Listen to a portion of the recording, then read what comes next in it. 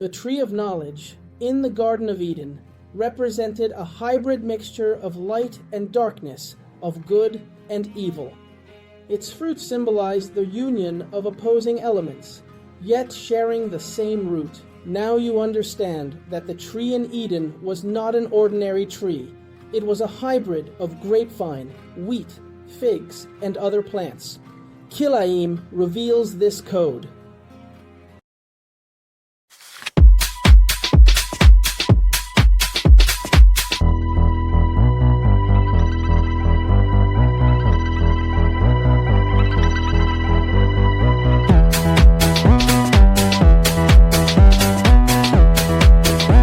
When we open the treatise of Kilayim, we don't enter a bucolic garden, but a minefield of ideas.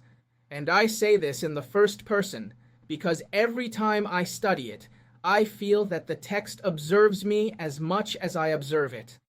Kilayim is the fourth treatise of the Zeraim order in the Mishnah, and it presents itself, seemingly, as an agricultural manual, but only seemingly. Behind seeds, vineyards, and fabrics, a much deeper conflict hides between mixing, knowledge, and divine order. And in this video, we will do something colossal. We will study the entire Kilayim treatise in just 30 minutes, which is what we've been doing on this channel, Mishna TV, with all the treatises of the Mishnah, that master key that helps us understand the Bible, because it is its context. But it is also the basis of the Talmud and the vessel of the Kabbalah. Without the Mishnah, little or nothing is understood about spirituality, because it is nothing more and nothing less than the oral law that complements the written law. It is the code that deciphers the text. Now, the word Kilayim means forbidden mixtures. It's not a poetic metaphor, it's a warning. The Torah tells us, with an almost unsettling sobriety, you shall not mix species, you shall not cross different livestock, you shall not sow two seeds together, you shall not wear shatnez, that combination of wool and linen. The Hebrew text is direct, almost uncomfortable. Behemtecha lo tarbia kilayim. You shall not let your livestock breed with different species. Leviticus 19:19. And in Deuteronomy 22, the warning is repeated, as if insisting because it knows that the listener wants to disobey. Now, here the tension arises. Why so much fear of mixing? What threat does uniting what nature already seems to want to unite represent? The Kilayim treatise functions as a technical code of separation, yes, but also as a symbolic cartography of the world. It delineates boundaries, not only agricultural ones, but also mental and spiritual ones. It teaches us that not everything that is possible is permitted, and that not everything that is permitted is innocent. I have discussed this on Mishna TV, and we always arrive at the same uncomfortable point. These laws are not simple, and they don't intend to be. They don't seek a quick answer. They pose a problem, leave it open, and force us to live within the question. And here I'm going to be honest. I'm not going to solve anything today, because Kilayim is not understood in one class or even in a lifetime. It is contemplated, it is respected, and above all, it is approached with caution. What I will do is answer every question or comment you leave on this video. I will be doing so personally. Remember, of course, to subscribe to the channel, give us a like, and at the end of the class, visit our digital study platform, lamishna.com, where you will find many topics on Second Temple Judaism, early Christianity, Kabbalah, and contemporary biblical studies. This is Abel Flores speaking, happy and grateful that you are sharing your study time with us. Let's begin. When I delve into the first chapter of Kilayim, I do so cautiously, because here the Mishnah doesn't define plants, it defines perceptions. This chapter doesn't ask what a species is in biological terms, but rather what we consider a species when we need to legislate reality. And that difference, believe me, changes everything. The central objective is clear yet profoundly ambiguous. to determine what constitutes a single species and what constitutes a prohibited mixture. To achieve this, the Mishnah doesn't resort to DNA, chromosomes, or modern taxonomies. That would be anachronistic. It relies on human, agricultural, and perceptual criteria, botanical similarity, external appearance, and growth patterns. That is, how they resemble each other, how they look, and how they behave in the field. And here lies the discomfort. Because these criteria are not absolute. They are observational. Two plants may appear different and yet grow similarly, or they may look almost identical and develop in opposite ways. The text doesn't eliminate this tension, it regulates it. Halakha doesn't legislate the invisible essence. It legislates what the farmer sees and recognizes. That's why the chapter focuses on borderline cases, onions and garlic, radishes and turnips, pairs that defy easy classification. They are not identical, but neither are they completely unrelated. They are similar enough to cause confusion, and different enough to generate doubt. And the Mishnah doesn't rush to resolve this doubt. It analyzes it, circles around it, and frames it legally. Furthermore, the text introduces a disconcerting idea. Even two clearly distinct plants can become kilayim if they are planted too close together. Not because their nature has changed, but because their proximity alters the perception of order. The mixture, then, is not in the seed, but in the shared space. This first chapter of the Kilayim Tractate within the Mishnah forces us to accept something uncomfortable. Categories are not natural, they are constructed, and the order we protect is not only agricultural, it is mental, legal, and symbolic. Here, absolute certainty is not sought. We learn to live with boundaries that exist precisely because they are never entirely clear. As I move on to the second chapter of Kilayim, I notice an immediate shift in tone. Here, the Mishnah becomes technical, almost geometrical. But it would be a mistake to think we're talking only about measurements, furrows, and borders. I read this chapter as a silent lesson on how space creates reality, and how distance is not only physical, but also cognitive. The central theme is seemingly simple, establishing minimum distances between different crops. How far to separate one species from another, how to organize small gardens, limited plots, or raised terraces. The Mishnah enumerates measurements, conditions, and exceptions. It seems like ancient surveying, but behind each measurement lies a powerful idea. Separation creates order.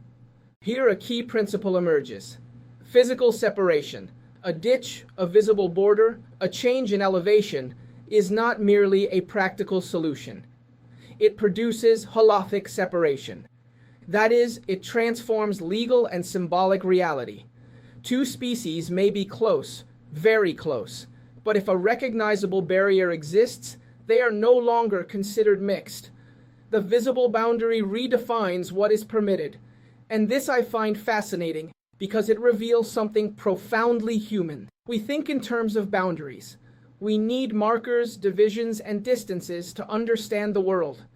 When the Mishnah demands spatial separation, it is actually training the mind. It teaches us that without clear boundaries, everything becomes confused. Mixing doesn't always occur through contact, but through a lack of definition. This chapter doesn't combat proximity, it combats ambiguity. A ditch doesn't change the plants, it changes our perception of them. The external boundary orders the internal chaos. Where there is visible separation, there is legal tranquility. Where there is none, the anxiety of mixing arises.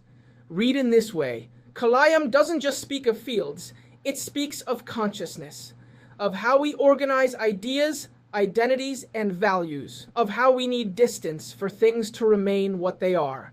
All of this unfolds within the Kilayim Tractate of the Mishnah, but it doesn't end there. Later, I promise to return to this obsession with boundaries and connect it to a very ancient garden, one where separation was also everything. Eden still awaits. When I reach the third chapter of Kilayim, I perceive a silent but decisive shift.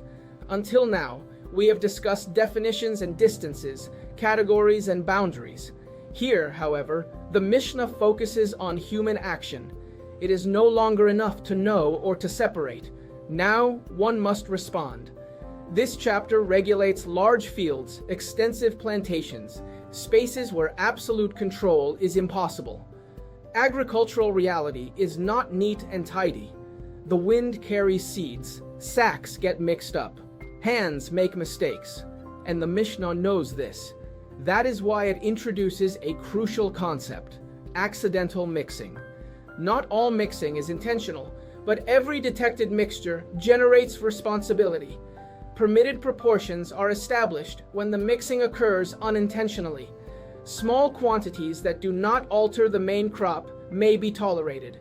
But beware, tolerance is not indifference. The moment the farmer detects a prohibited mixture, he can no longer look the other way. Knowledge transforms the accident into a duty. Here, the halakha is relentlessly human.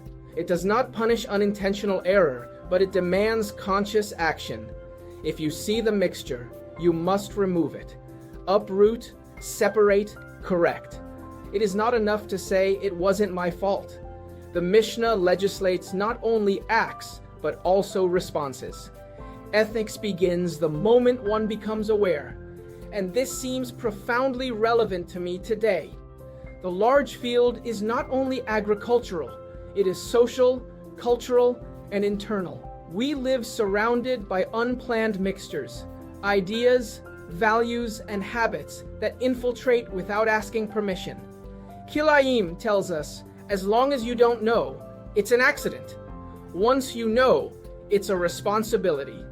This chapter of the Kilayim Tractate within the Mishnah confronts us with an ethical discomfort.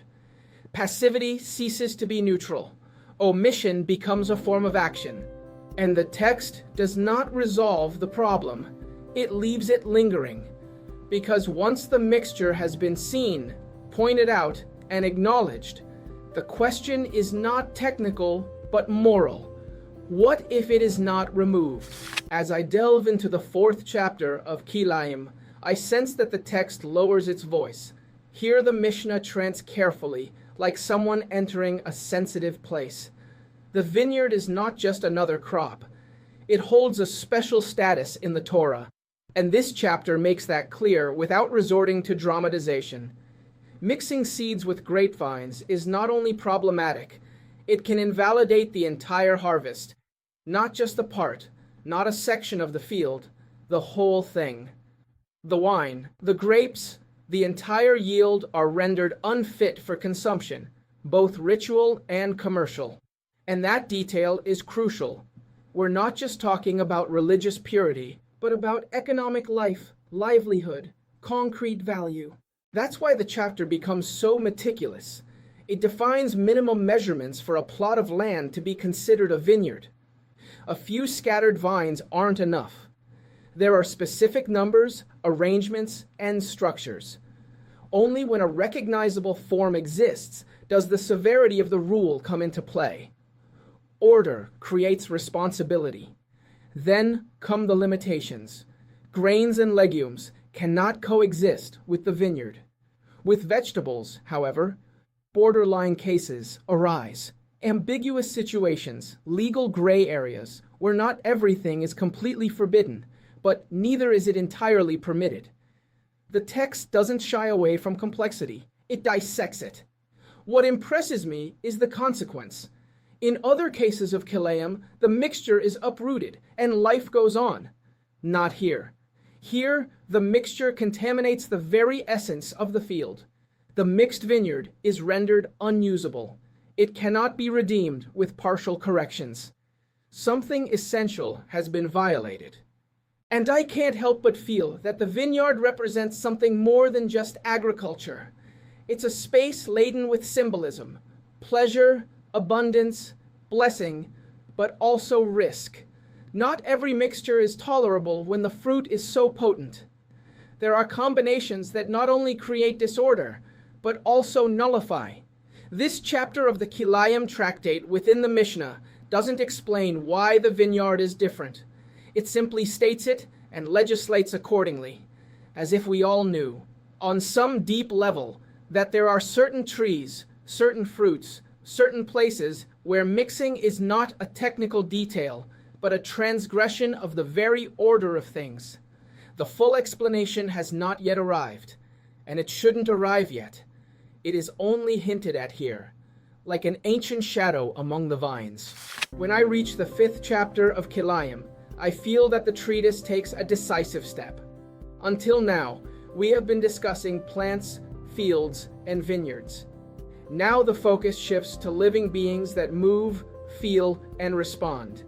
The theme of mixing extends to the animal kingdom, and with it, the Mishnah elevates the discussion to a much more explicit ethical plane. Here, a clear prohibition is established. Different animal species should not be crossbred, nor should they be made to work together. This is not a technical detail or a veterinary precaution. It is a declaration of principle. Order is not limited to the plant world. It permeates all of creation. And humankind, once again, is not the absolute master, but a responsible steward. The Torah states it with sobriety. You shall not mate your cattle with a different kind. It doesn't explain.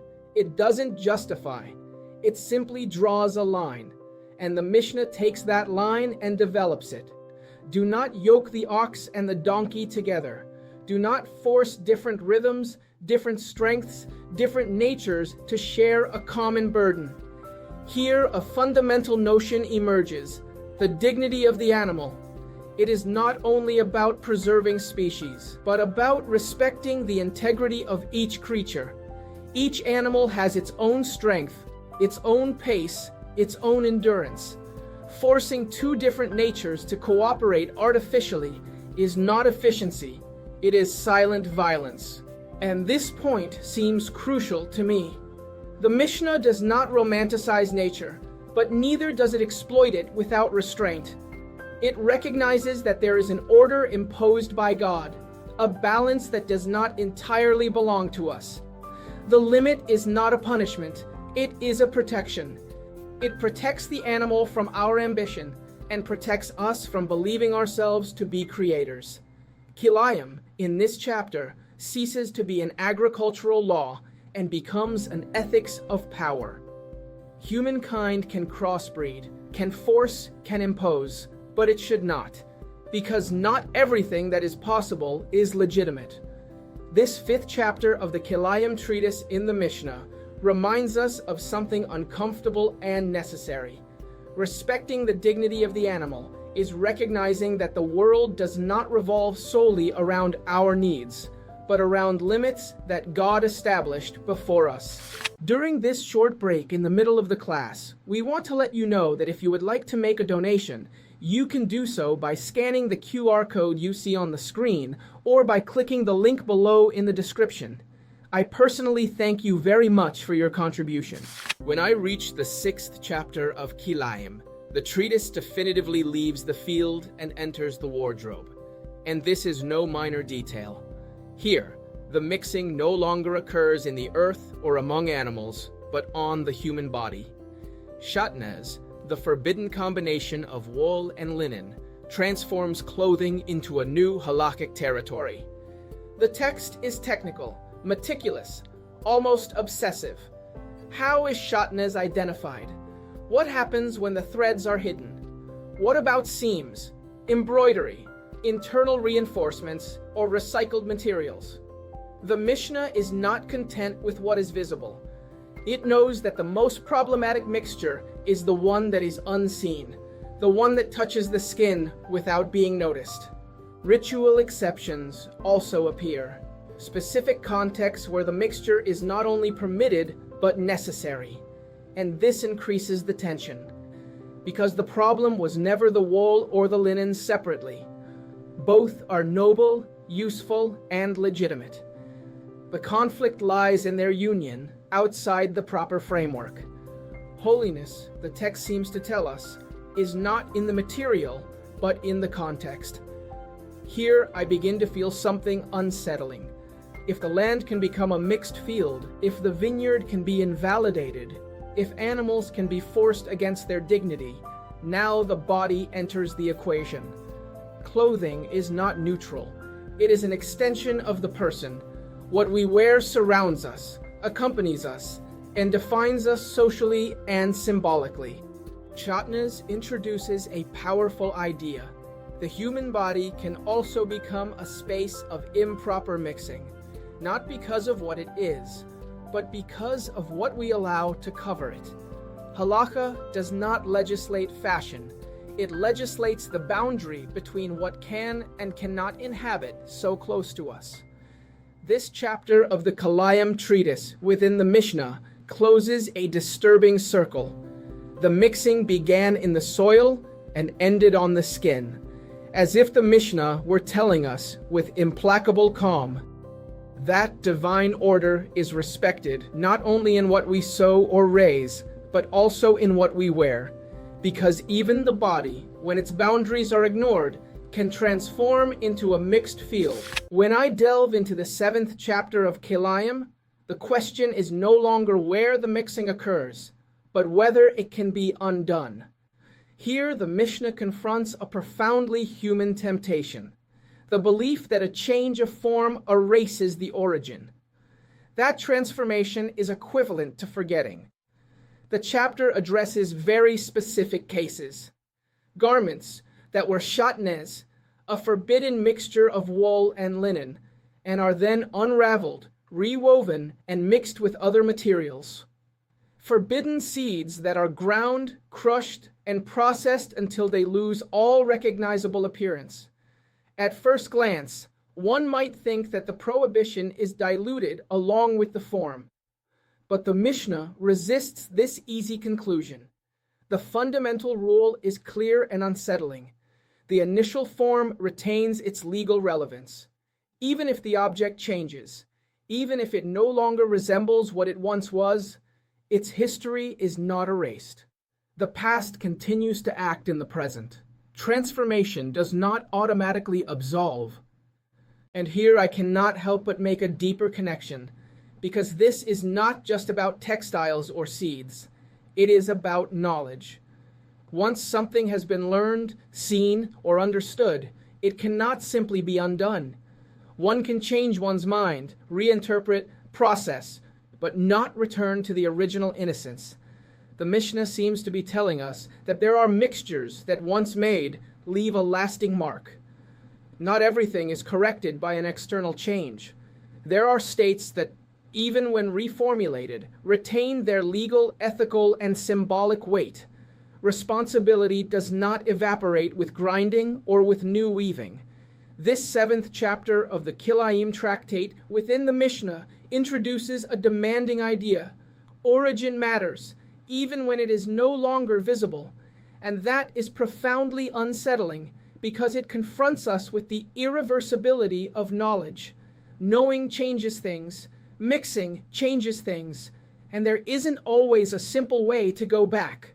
Kilayim here makes it clear that the problem is not only what we do with things, but what we do with what we already know. When I reach the 8th chapter of Kilayim, the treatise shifts geographically, and with it, in intention. We are no longer in the land of Israel. We are outside, in the diaspora. And this displacement transforms everything.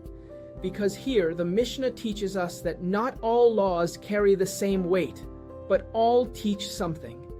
Outside the land of Israel, the prohibitions of Kilayim are no longer of direct biblical origin. Their force is rabbinic, and their severity is lessened. Technically, the rigor decreases, but pedagogically, the opposite occurs. The law doesn't disappear, it becomes active memory, a constant reminder of an order that is not fully present. And this seems extraordinary to me, because the Mishnah could have said, far from the land, the law is suspended, but it doesn't. It decides to maintain it, not out of agricultural necessity, but out of identity necessity. Kilayim in the diaspora ceases to protect real fields and begins to protect something much more fragile: the consciousness of belonging. Observing these rules outside of Israel doesn't organize the land, it organizes the person. It teaches that there are limits even when the environment doesn't demand them. That identity doesn't depend solely on the place, but on the memory of what that place should be like. The law becomes silent pedagogy. Here I begin to read Kilayim as a memory of a lost Eden, a world where everything was in its place, where borders were not oppressive but harmonious. Outside of Israel, that world is not available, but it can be remembered, rehearsed, anticipated through practice. The Mishnah doesn't idealize exile, but neither does it empty it of meaning. Maintaining Kilayim outside the land is to affirm that the divine order does not depend exclusively on the soil, but on fidelity to a vision that lingers as nostalgia, as discipline, as hope. This 8th chapter of the treatise Kilayim within the Mishnah reveals something profound. Laws not only regulate behavior, they also preserve memories. And in the diaspora, Kilayim doesn't protect fields, it protects memory. The memory of a pristine garden where the mixture had not yet disrupted the balance, and where human beings knew exactly what their place was. When I reach the 9th and final chapter of Kilayim, the treatise takes a turn that many would prefer to avoid.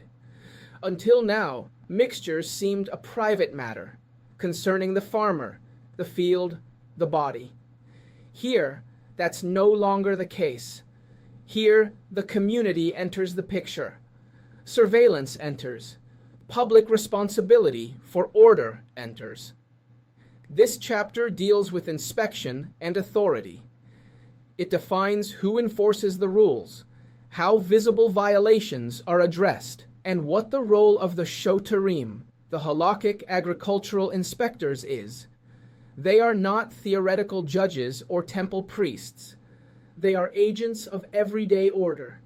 They walk the fields, observe, point out, correct. Order is not assumed, it is supervised. And this is key. Kilayim doesn't rely solely on individual good intentions. It acknowledges something uncomfortable. Disorder tends to spread if no one is watching. Mixing is not always malice. Often it's carelessness. That's why the community assumes an active role. When the transgression is public, the response is also public. Here the Mishnah introduces a powerful idea. Order is not just a personal value, it is a collective good. A mixed field doesn't only affect its owner, it erodes the coherence of the shared space. Surveillance, then, is not persecution, but protection of the social fabric. But this chapter disturbs me more than it seems, because if there were inspectors for the fields, it's because the Torah understood that chaos doesn't stop with written rules alone. It needs eyes. It needs shared awareness. It needs someone to say, a line has been crossed here. This conclusion of the Kilayim treatise within the Mishnah forces us to look beyond ancient agriculture. It confronts us with an unavoidable question, one that cannot be resolved with technical halakha or nostalgia for the past. If back then there were shoterim monitoring visible mixtures, today, when there are no inspectors roaming our inner fields, the question remains suspended, uncomfortable, and necessary. Who monitors our internal mixtures today? If this content brought you clarity, subscribe to La Mishna TV, like, share, and watch the next video. Also, access the free playlist of the Mishnah course and visit lamishna.com. I, Abel Flores, invite you to leave your questions and comments. I will be responding personally.